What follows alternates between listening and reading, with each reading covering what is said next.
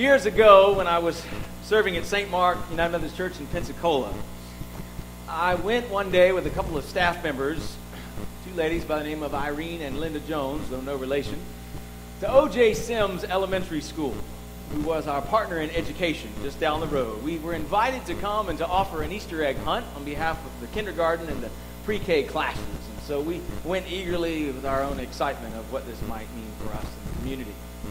And we had a blast. The children came out one class at a time, the teachers sort of with their eyes bagged over, just sort of handing them off, saying, please take them for an hour. And we did. They came out, we would line them up, we would take turns explaining the rules of the Easter egg hunt. First, we said, very important, there are enough eggs for everyone. No need to knock out your neighbor in the good interest of Easter. Secondly, we said, we wanted them to know about the boundary markers. So we had marked off about 400 square foot area around the schoolyard there. We wanted them to understand where the bounds were. We hid the eggs in that area with the school building to the north, the sidewalk to the south and to the west and to the east. Well, there was this scraggly sort of little Y-shaped tree that stood there in the middle of the courtyard, somehow distinctive from all of the other tall pines that were in that place. That was our marker. We turned to these children who were ready to explode with their own sense of anticipation. We said, okay, all the eggs are on this side of that tree. Do not go on the other side of that tree. There's no eggs to be found over there. What there were was traffic and school buses. So by all means, stay on this side of the tree. Some of the eggs are going to be up high. Some of the eggs are going to be down low. But whatever you do, don't go past that tree, because there is nothing to be found over there. This was to them an idle tale. Do you understand? I looked at them, and they looked at me. You know how kindergartners give you that look? It's that one right there, who's not even listening now. And they looked up at me and went, yes, we hear you. Just be quiet so we can get on with the fun. So having their confirmation, we then set them loose on the world. And they'd run like pinballs, bouncing off of each other with the baskets flying and the elbows and the frilly dresses and the whole deal. And there were always those few obvious eggs, that they'd been staring at the whole time they were pretending to listen to you. So they ran up and they snatched those immediately. And then they got to that critical point, in every Easter egg hunt, where you actually have to start looking for the eggs because they're not actually right in front of your face. And so they started searching, and they started combing the area. They'd run around in circles for a while, and then usually about a minute, they would start to look toward the other side of that tree, into the rest of the yard, desperately searching for the unfound treasure. And time again, I would have to corral them with my big shepherd's crook and say unto them, boys and girls, there's no reason to look past that tree. There's nothing hidden over there. Linda, or Irene would corral them back to the little flock. I thought it would kind of be funny, sort of an ornery way, sort of funny to watch children meander around and not be able to find what I had expertly hidden before them. This was kind of a sneer that I'd have, which I was preparing for fatherhood later in life. I thought this was a good practice of what this was. But as I watched these kids in their desperation and their fervor, I felt this sense of sadness strangely come over me. It was painful to watch these precious children digging through the piles of dead limbs and dead pine straw. And the one kid I looked over had his head in the trash can, digging in, trying to find they were searching in vain. So I kept calling them back. Boys and girls, you won't find it over there. I'd send them back in bounds. With every class that came, every handoff from that teacher, it was clear that they did not believe me. No matter how much I refined my instructions, how much I tried to reinforce a sense of coaching for the task that was before us, they did not believe me. They knew what they'd been told. They knew what had been promised to them. But once they realized that their treasures were not buried where they had expected them, they panicked. Sometimes Sometimes it's hard to see familiar territory with fresh eyes. That was true for the schoolyard that day.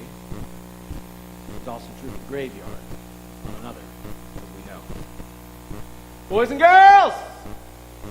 Boys and girls, why do you look for your treasure among the dead? With Luke's resurrection story that was fresh in my mind that year, that Wednesday morning was probably the first and only time that I would ever feel like an angel. And I remember there was this one group in particular, these 3 little girls with braids in their hair and beauty in their eyes and baskets in their hands. And as I would continually call them back into bounds, they were so desperate to find what they were after. They were swimming, literally, through this azalea bush, checking to see if there was anything under the buried in the dead leaves. They were giving me way too much credit for this hiding thing, and I was praying that no snake would find them. And they could not find what they were looking for. They're looking down below. They're sifting through that dead pine straw with nothing in sight. But what they did not know was that there was this beautiful, brilliantly colored egg sitting in the light of the windowsill right overhead, there within their reach. They didn't see it.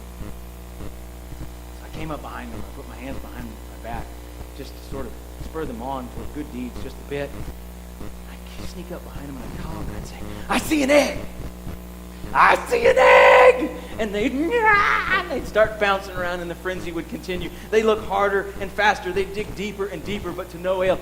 "I see an egg!" I'd say. And finally, this one little girl, in the midst of all of it, just stood up and turned around.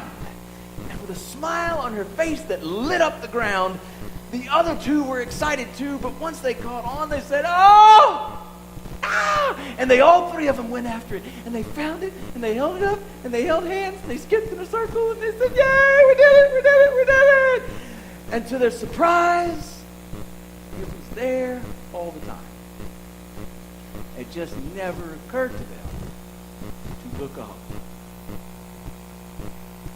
Friends, we're here this morning because at least 4 different gospel writers tell us a story about another group of little women who came to a certain tomb one morning and did not find what it was that they were looking for. In Luke's account, we are told that it's Mary Magdalene, Joanna, Mary, the mother of James, just to name a few. You know how the story goes, or maybe you don't. But Luke says these women got up early on a Sunday morning and went to the tomb. Levi said to me earlier this morning, it must have been raining because they were the only ones who went. And they're there carrying their spices. And when they got there, they noticed that this enormous stone, the punctuation mark of their own grief that had been covering the tomb just days before, had been rolled away. Now here's what they knew. Jesus was dead. He was dead.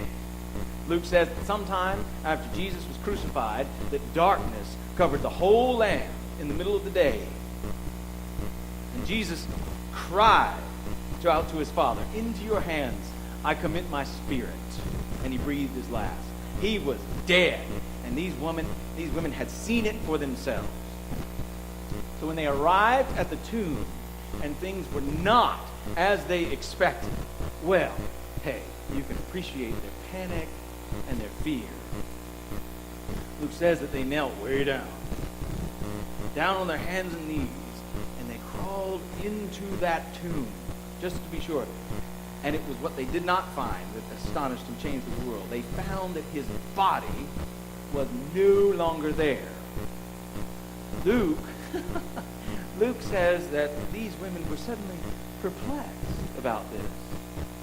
I don't know about you, but if it had been me, perplexed would have been a bit of an understatement. But that's his word. Luke tells us about the appearance also of these messengers or interpreters. These 2 men, he says, with no name tags or anything. It's not later into the story until he's referred to them as angels But for now, we as the readers are left wondering just who they are. These dazzling strangers who just come up on these women when they least expect it. Some of you, if you've been in Bible studies with us before, or maybe have even read the Gospel of Luke for yourself, you may remember Luke's story of what's known as the Transfiguration in Luke chapter 9. This was the last time in Luke's Gospel that two mysterious figures in shining clothes come on the scene, only in that case, they have a name tag. They are told that it is Moses and Elijah who are conversing with Jesus up on this mountain. And for those of you who know the story, do you recall what was the topic of their discussion and conversation? They were talking about a new Exodus. They were talking about a new deliverance. They were talking about a new and final victory for Jerusalem and for the entire world. And so we hold our imaginations and our fingers there in that part of our Bibles, and we flip back to chapter 24, and we know that now Luke tells us of the appearance of, ta-da, two men in dazzling clothes standing by an empty tomb. And one can imagine that these two carry a certain theme with them. Luke is surely trying to tell us something here. The message they bring is not intended to calm their anxieties, but rather comes to them in the form of a rebuke. Why are you seeking the one who lives among the dead? Luke asks us these sort of obnoxious questions rather frequently in his gospel. Some of you remember in Christmas time, you remember back the second chapter of Luke's gospel where Joseph and Mary are there with their young teenage adolescent son who they lost track of Jesus in Jerusalem. It's every parent's worst nightmare. They're running around trying to find him. And where do they find him? They find him in the temple, right? In the synagogue. His parents finally come in very sick. Joseph gives them your mother's been very terribly about you. Look what you've done to her. These kind of things. And Jesus was saying, yes, imagine this, parents not understanding their teenage son. He turns and looks at him and says, didn't you know where I'd be? Really? Did you not know that I must be in my Father's house? But even then, Luke says that they did not understand him. They saw what was happening. They heard what he was saying, but it was an idle tale to them. But even in the case of his own parents, it took a while for the truth about Jesus to sink in. And later in the book of Acts, Luke tells the story of the ascension of Jesus, right? There he goes, into heaven. And there again, we are told, guess what? Two men in white robes, and by now, we know who they are. The disciples stand in awe, and they're confused, of course, like everybody else, by what they've seen. And these two men, once again, say to them, men of Galilee, why do you stand looking up toward heaven? There's a certain pattern here we ought to catch on to. In every case, the question is followed by a clarification. Jesus is rarely where you think he should be. Again and again. Rarely is Jesus working according to your expectation. Rarely is Jesus going to fit into your agenda. Rarely is Jesus operating on your calendar, your itinerary, your schedule. But rather, Jesus, he says from us from the very beginning, must be about his Father's business. And on this Easter Sunday, this is some kind of business.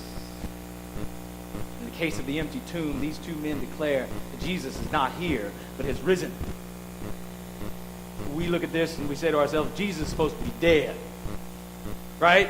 Jesus is supposed to be dead because that's just what happens when the world has its way with you. But God, it seems, has another plan. And if for no other reason, because God has a promise to keep to Abraham and to all the descendants who would come thereafter.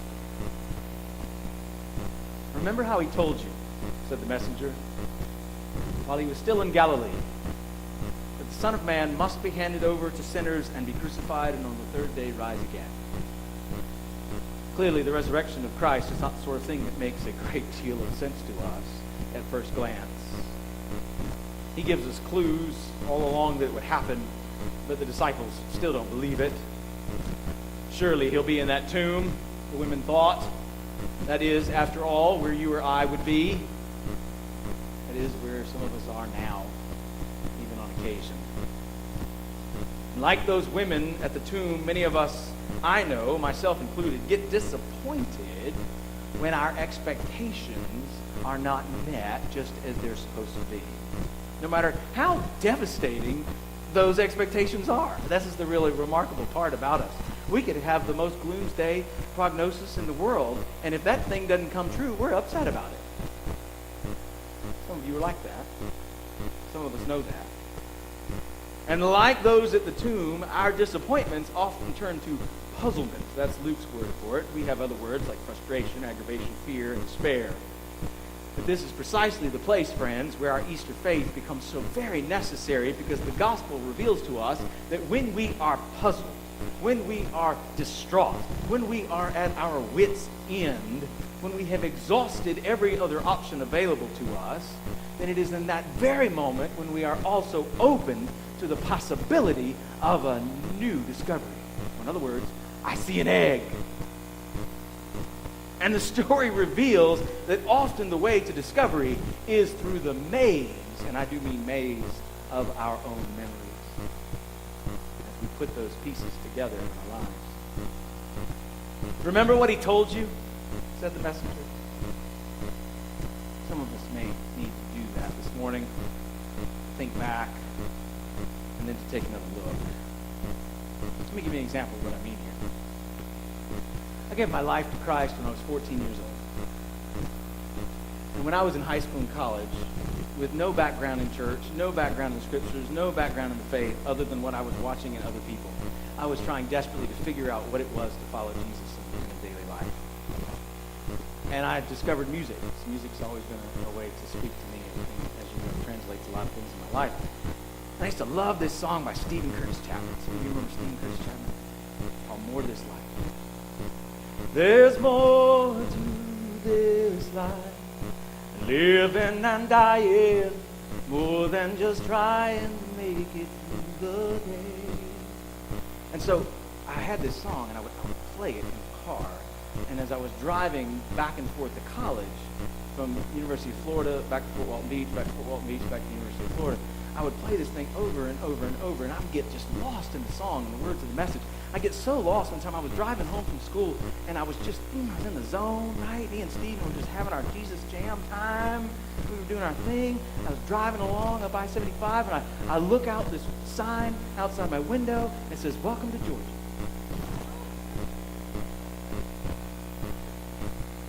And if you've ever taken that route, you know that somewhere you're supposed to take a left, right? Fortunately, I had not told my mother when I was leaving and when I'd be there. So I just turned the car around with all the dignity I could muster, put the CD on replay, and turned south and went west again. But when I would listen to this song, I would just weep. Oh my God. I'd be in the car by myself, crying, not out of pain or out of shame or out of regret, but just out of sheer gratitude for what God had done.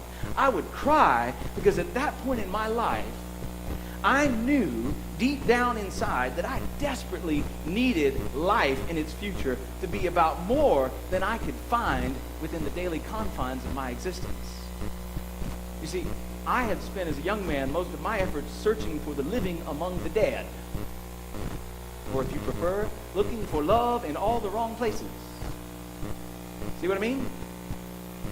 And I was so relieved to discover that there was more to life than what I was seeing or what I was doing. I would listen to the words of that song and I was trembling at the wheel, because I knew that if it had not been for certain people who were willing to show me what I was missing along the way, even when it was right there in front of my face, that I'd still have my head stuck back in the sand and looking for something that just isn't there.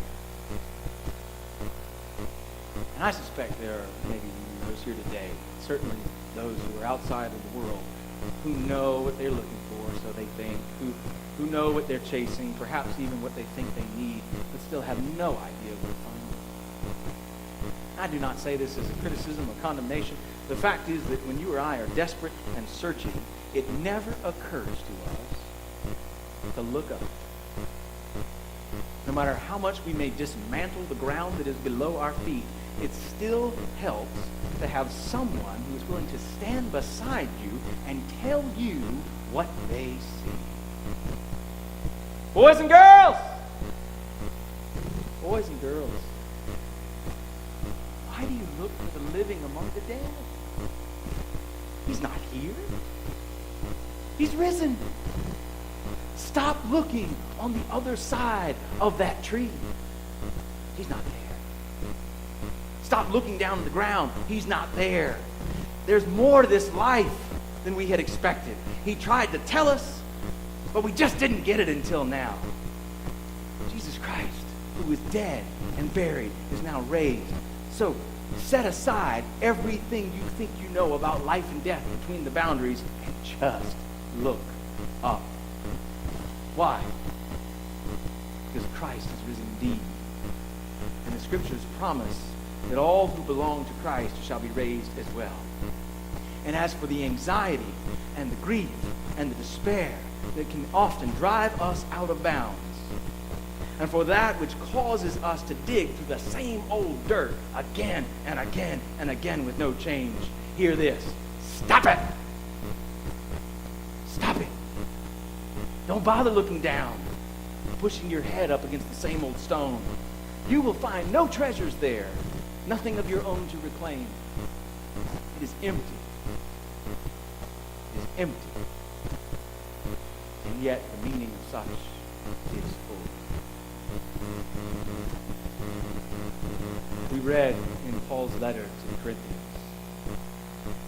that in the end, 15th chapter assures us that all shall be handed over to the kingdom of God the Father. All. This has enormous political implications, friends. Because in that kingdom, the Apostle Paul says that Jesus, the same one who is risen from the dead, shall reign until all the enemies of life are subjected under his feet. And the last enemy to be destroyed is what? Death. That's right. So in this world, a world where people are attacked with the desperation, violence, and delusion of a kingdom of their own making, where our temptation is to spend our days in dread under the shadow of terror, let us see the enemy for what it really is. We human beings, each of us created in the image of God, we do these things to each other collectively, not because we are angry, not because we believe that we are truly just. No, we fight wars at home and abroad, both publicly and privately, because we are, all of us, broken, sinful human beings. And as those whose natural default is to thrive in the politics and rhetoric of fear, we quite naturally have enough sense to be afraid of our own death. Therefore, in every nation, it seems, ours included, we believe that it is best for us to destroy others before they have a chance to destroy us. We lament, we watch the news, the loss of lives of those Europeans who look like us, those in Paris and Belgium and other places. But we think nothing of the 88 innocent lives who have died in similar attacks in the last 5 days, even since the tragedies in Brussels. And the last 5 days in places like Iraq and Turkey and Yemen and Afghanistan and Syria and Burundi.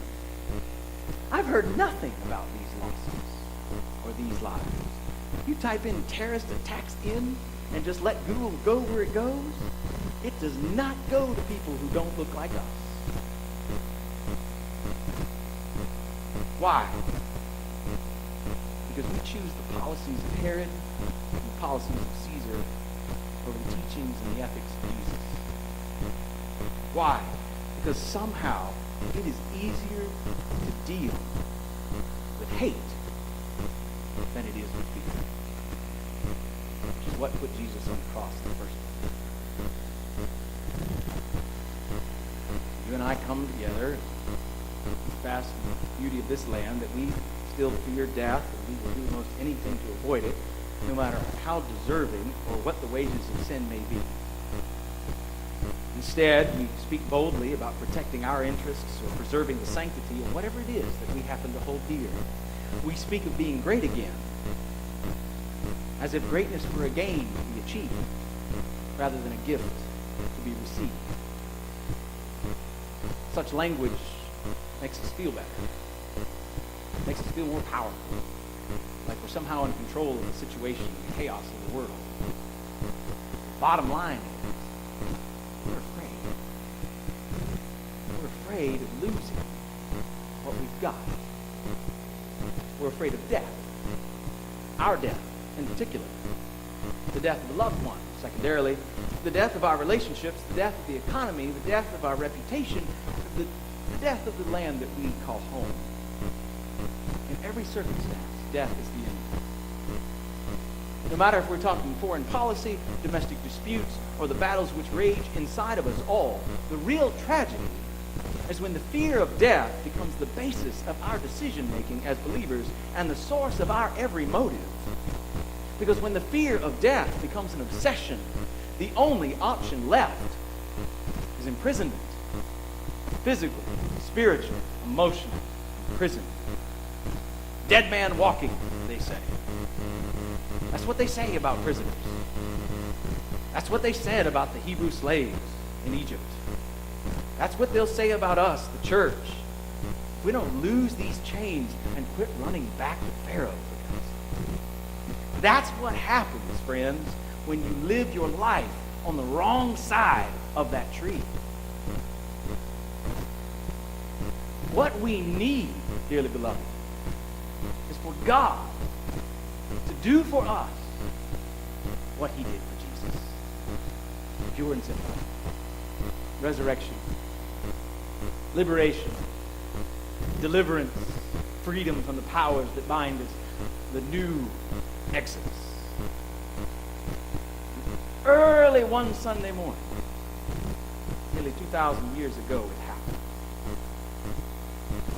And can happen again. The women went walking, looking for death. Looking for death, expecting death. And it wasn't there. It wasn't there.